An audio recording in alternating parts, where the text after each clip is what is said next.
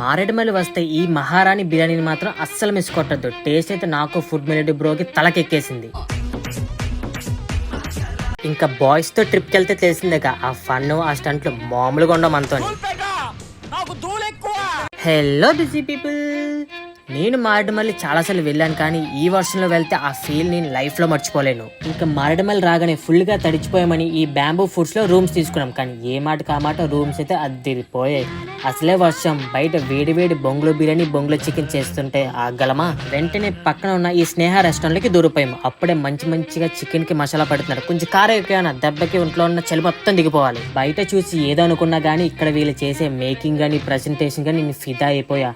ఇంకా స్టార్టర్స్ లో కాజు చికెన్ బొంగులో చికెన్ ట్రై చేసాం, రెండు కూడా చాలా బాగున్నాయి. మహారాణి బిర్యానీ కోసం ఎంత మాట్లాడుకున్నా తక్కువే. లిటరలీ ఈ ఒక్క బిర్యానీ కోసం మారేడుమల్లికి వచ్చేచ్చు, అంత బాగుంది. అలాగే బొంగులో బిర్యానీ చిట్టుముత్తల బిర్యానీ కూడా చాలా బాగున్నాయి. మీరు మీ